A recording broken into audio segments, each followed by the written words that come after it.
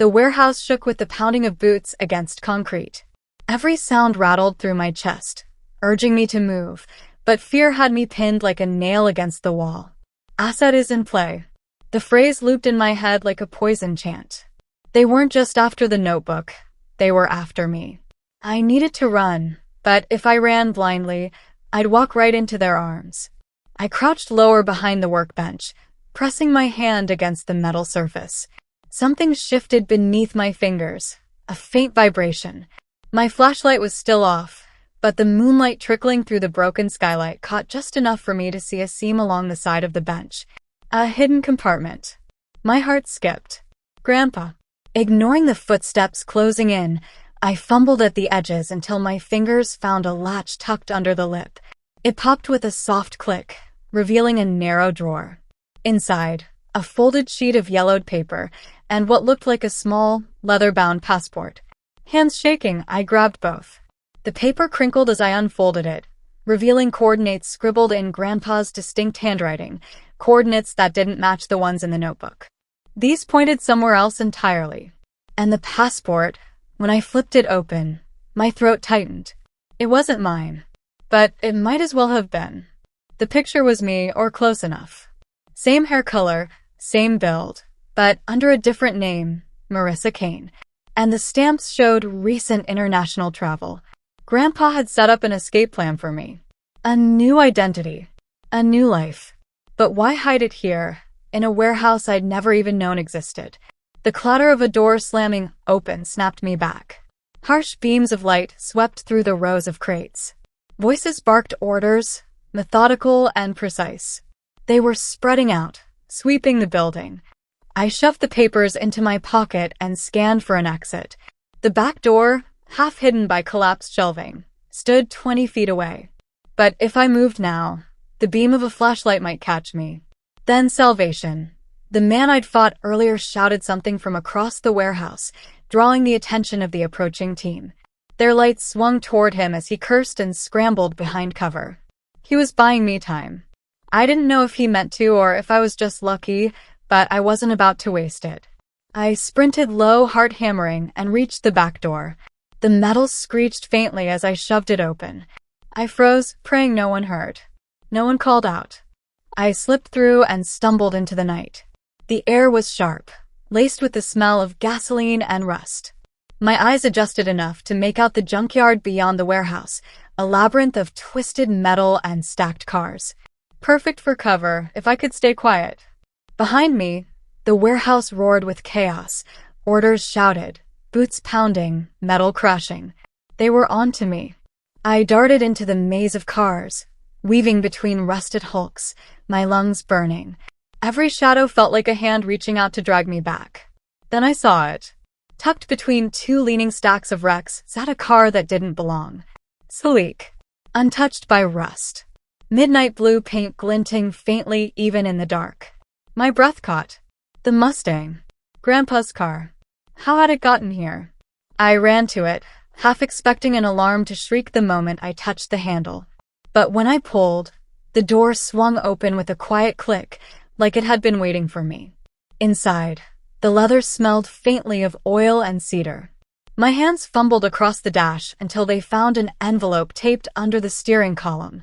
I ripped it free and opened it, revealing a single key, silver worn, but unmistakably meant for the ignition. Engines roared somewhere in the lot. SUV headlights slashed across the cars. They were closing in fast. I jammed the key into the ignition. For one heart-stopping moment, nothing happened. Then the Mustang growled to life, a deep, throaty sound that rattled the night air. Every headlight swung toward me. Shouts erupted. I slammed my foot on the gas. Tires screeched against gravel as the car shot forward, weaving through the maze of wrecks. Bullets pinged off metal around me. I ducked low, hands clenched tight around the wheel. The Mustang roared like it had waited years for this moment, gliding through the junkyard with impossible precision, as though Grandpa himself guided me. I burst through the chain-link fence at the far edge, sparks flying as metal tore away. Behind me, the SUVs scrambled to turn, engines howling.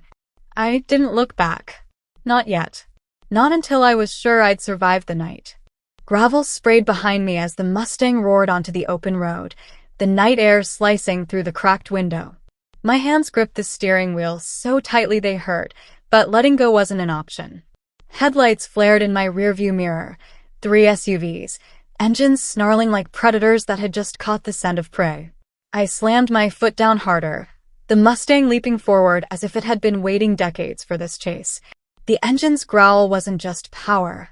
It was defiance, a roar against everything trying to drag me down. But those SUVs weren't giving up. One veered to the left, another to the right, boxing me in. My chest tightened. If they forced me off the road out here, no one would ever know what happened to me. I jerked the wheel, cutting sharply onto a side road lined with towering pines. The Mustang fishtailed, gravel spitting up in clouds behind me, but I held steady. The tires gripped, then launched me forward. For a moment, I thought I'd shaken them. Then their beams reappeared, slicing through the darkness. They were trained, relentless, and fast. I forced myself to breathe. Grandpa hadn't left me defenseless. This car wasn't just transportation. It was preparation. I scanned the dash. Past the retro dials, my hand brushed a panel that didn't feel quite right. I pressed, and it clicked open, revealing a row of small, unlabeled switches. My pulse spiked. Grandpa, what did you build into this thing? The SUVs gained ground, their beams flooding the mirrors. Desperate, I flipped the first switch. With a metallic pop, a spray of small spikes ejected from the rear bumper. Sparks flew as one SUV screeched, fishtailing wildly before crashing into a ditch. Adrenaline surged through me. My grandfather had turned this car into a weapon. But the other two kept coming. I flipped another switch. This time, a cloud of thick smoke burst from the tailpipe, swallowing the road in a dark veil. Their headlights blurred in the haze, but one of the SUVs burst through it relentless, closing in on my bumper. The driver leaned out the window.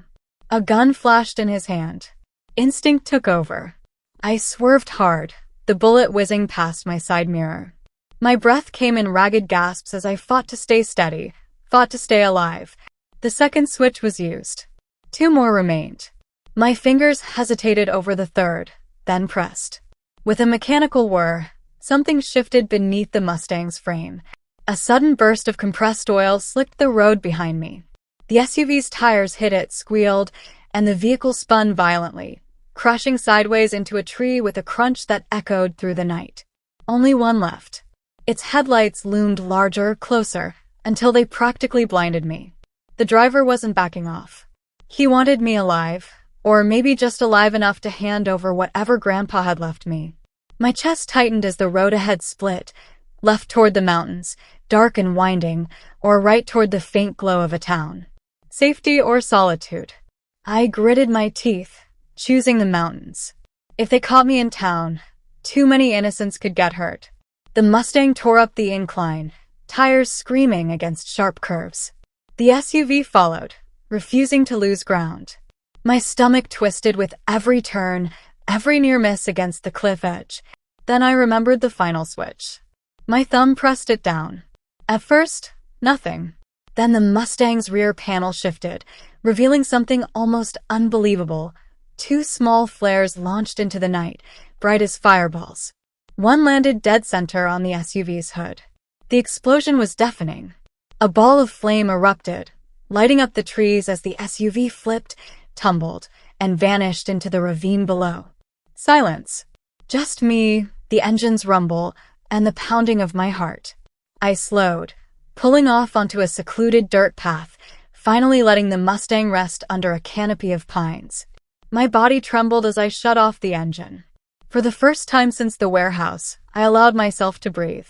The paper in my pocket crinkled, the coordinates. Grandpa hadn't sent me into this fight without direction. I pulled it out, tracing the faded numbers with my finger. They weren't just a destination. They were a message. A clue. Grandpa hadn't only left me a car. He'd left me a mission. And whatever waited at those coordinates would explain why I was being hunted, and why my own family was part of it. The night pressed in heavy and still, the only sound the ticking of the Mustang's engine cooling beneath the hood.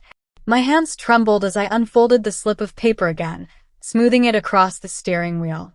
The coordinates stared back at me, a string of numbers that felt more like a summons than directions. Grandpa hadn't left anything to chance. He'd wanted me to end up here in this car, holding this exact clue. But why? I pulled my phone from my jacket pocket, tapped the numbers into the GPS.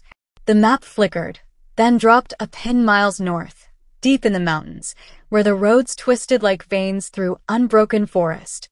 It wasn't a place people stumbled into by accident. My chest tightened. Whatever waited there, it was meant for me. I turned the key. The Mustang growled back to life, steady and sure, almost as if it understood the path ahead. The headlights cut a pale tunnel through the trees as I pulled onto the narrow road, following the glowing arrow on the GPS.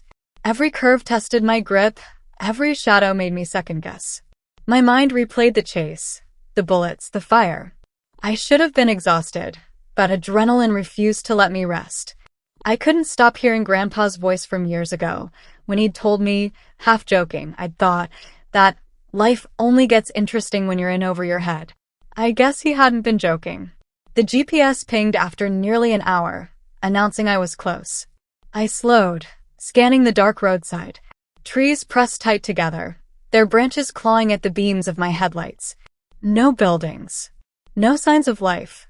Then I saw it, an unmarked gravel path, almost invisible except for a wooden post half buried in the dirt. Carved into it, so faint I almost missed it, was a symbol, a compass rose. My breath caught. I'd seen that before, on the medallion in Grandpa's garage, the one tucked inside the Mustang's glove box. It wasn't coincidence. I turned down the path. The gravel crunched under the tires, the road narrowing until it felt like the trees might swallow me whole. Just as doubt began to claw at me, the forest opened into a clearing, and there it was. A cabin. Weathered wood. Dark windows. A stone chimney rising crooked into the night. It looked abandoned, but something about it felt alive, like it had been waiting. I parked a few feet away, cutting the engine. The silence afterward was deafening. My heart thudded as I climbed out, gravel shifting under my boots. The air smelled of pine and damp earth. Crickets chirped. Otherwise nothing. I approached the door. It groaned when I pushed it, swinging open into darkness. Dust motes hung suspended in the faint glow spilling from the headlights outside. My instincts screamed caution, but curiosity pushed me forward. Inside, the cabin was small, one room with a stone fireplace, shelves lined with books, and a battered wooden table. At first glance, it looked like any forgotten hunting retreat. Then I saw the floor. In the center of the room, a square of wood was cut cleaner than the rest, fitted with a discreet metal ring. A hatch. I froze, pulse hammering. Grandpa, what did you leave down here? I crouched, fingers brushing the cool ring, and pulled. The hatch lifted with a groan, revealing a staircase that spiraled into darkness. Cold air drifted up, carrying a faint metallic tang. I swallowed hard, then grabbed a lantern from the wall. To my surprise, it still lit when I turned the knob, bathing the room in warm glow. With one last breath, I stepped onto the stairs. Each creak echoed like a warning. At the bottom, I found myself in a room far larger than the cabin above. Concrete walls. Fluorescent lights humming to life as if sensing my presence. And along the far wall, rows of metal filing cabinets, maps and pinboards covered in photographs. I stumbled forward, lantern shaking in my hand. The pictures weren't strangers. They were people I knew. My sister. My husband. Their colleagues. Even faces from my childhood. Each photo was marked with notes, dates, arrows connecting one person to another like a spider's web. The room wasn't just a storage space. It was a command center. And it was clear, my grandfather had been watching them for years. The air in the underground room was cold, metallic, almost suffocating. My footsteps echoed against the concrete as I moved closer to the wall of photographs. The lantern trembled in my hand, but it wasn't the weight that made it shake. It was the truth staring back at me. My sister's face. My husband's. Both circled in red ink. Notes scrawled in my grandfather's sharp handwriting pointed toward dates, meetings, names I didn't recognize but instantly felt the danger in. Words like wire transfer, cover account, and asset extraction. It wasn't just family betrayal, it was something massive, sprawling across countries and industries. I reached for a photo of Eric, my husband. He was smiling in a tuxedo, champagne glass raised. Beneath it, Grandpa had written, Handler. Multiple identities. Complicit in laundering. My chest tightened. I thought I'd hated Eric before, but this was beyond infidelity. He wasn't just cheating. He was orchestrating. I moved to the cluster around my sister Valerie. Hers was worse. Her face appeared over and over. Bank offices, corporate parties, even blurry surveillance at an airport. Next to one picture, a note. Critical note. Access to vault. Leverage through bloodline. I staggered back, gripping the edge of a metal filing cabinet to steady myself. Grandpa had known. He hadn't just suspected. He'd documented, cataloged, proven it. And he'd kept it all here, buried in the ground, waiting for me. But why me? I turned toward the cabinets. My hand hesitated, then pulled one open. Inside were manila folders stacked neatly, each labeled in his careful script. Names, dates, case numbers. I rifled through, each file more chilling than the last. Offshore accounts. Fake passports. Shipping manifests. It wasn't just corruption. It was a global network. And my family wasn't just involved. They were key players. A lump formed in my throat. Had my entire life been nothing but a stage set for their performance? Every holiday, every family dinner, was it all a cover? I sank into the chair by the table, the lantern casting my shadow long across the floor. My mind spun, tangled between rage and heartbreak.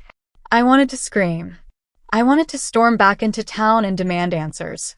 But the weight of the room, the sheer evidence around me, whispered caution.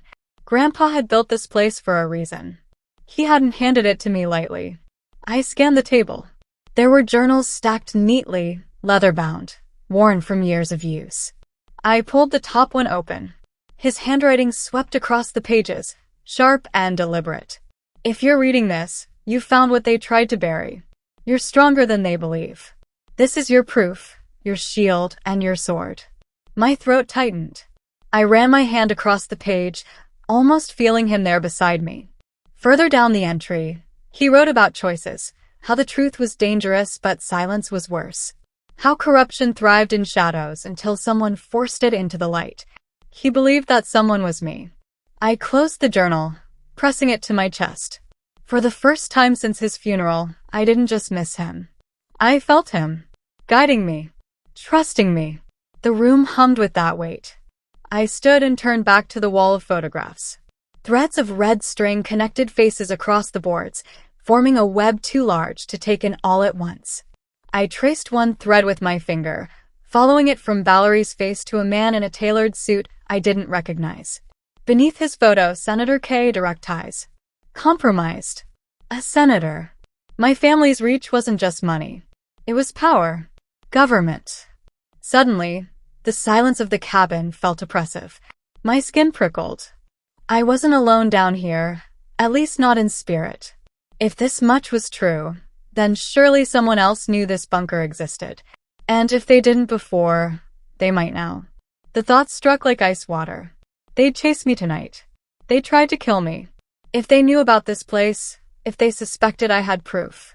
I snapped the journal shut, shoved it into my jacket, and extinguished the lantern. Darkness swallowed the room, but I didn't care. I couldn't stay. Not here. Grandpa had given me the truth, but the truth was a target painted on my back. As I climbed the stairs, pulling the hatch closed above me, one question burned hotter than the rest. What was I supposed to do with all this? The night air slapped me as I pushed the hatch closed behind me, sharp and bitter against my skin. For a second, I just stood there in the clearing, clutching the journal under my jacket, my breath forming little clouds in the cold. The forest was silent, but not safe. I didn't dare turn the lantern back on. Darkness was better now. Darkness kept me hidden. My mind replayed the faces from the wall in the bunker. Valerie, Eric, the senator, all of them strung together in that tangled web of betrayal. Grandpa's notes still burned in my head, his words echoing. This is your proof, your shield, and your sword. But shields only worked if you had time to raise them. And right now, I felt exposed. I forced my feet to move, crunching softly over pine needles as I made my way toward the old dirt road where I'd parked. Every step carried the weight of what I carried, of what it meant. I wasn't just a woman scorned anymore. I was the one person holding evidence that could burn their empire down, and that made me dangerous. Halfway down the path, I froze. A branch snapped. Not mine. I crouched low, heart pounding in my ears, straining to listen. At first, nothing but silence. Then footsteps. Slow. Careful. Someone was in the woods with me. I slid the journal deeper inside my jacket, pressing it tight against my chest, as though that could make it disappear. My eyes darted through the darkness, searching for a glimpse of movement. Then, headlights cut through the trees up ahead. A car idling on the road. My stomach dropped. That wasn't my car. I ducked low, inching behind a fallen log as the vehicle's engine purred. Two figures stepped out, their flashlights slicing through the night like knives. They weren't lost hikers. They were looking for something. Or someone. I pressed my palm over my mouth, steadying my breathing. One of them spoke into a radio, his voice sharp, clipped. She asked to be close. Cabin was unlocked. Tracks are fresh. Sweep the woods. They knew. They knew I'd been inside. My pulse roared in my ears. I thought of Grandpa's bunker, of the web of lies I'd just uncovered. If they found me now, it was over. The journal, the files, everything gone. I had two choices: run and risk being seen, or stay hidden and risk being found. Neither felt survivable. I crawled low to the ground, inching toward the trees opposite the road. Every twig I brushed felt like a gunshot. My chest ached with the effort of keeping silent. The men's flashlights scanned close, too close. One beam passed within feet of me, lingering on the log before moving on. My lungs screamed for air, but I didn't move. Not until I heard their footsteps fade deeper into the woods. I didn't wait to see how far they'd go. I scrambled the opposite direction, staying low, not daring to use my phone for light. My only thought was distance. Get away. Get out. Finally, after what felt like hours, I stumbled onto the dirt road, well past the cabin. My own car sat under the cover of trees, where I'd left it. Relief nearly buckled me, but I forced myself to scan the road first. No headlights. No engines. Just silence. I slid behind the wheel, hands trembling as I turned the key. The engine coughed to life, far too loud in the still night. I drove with my lights off for the first mile, heart hammering, before flicking them on. Each bend in the road, each stretch of empty blacktop, I expected to see headlights in the mirror, a car tailing me, a figure stepping out to block the way. But the night stayed empty.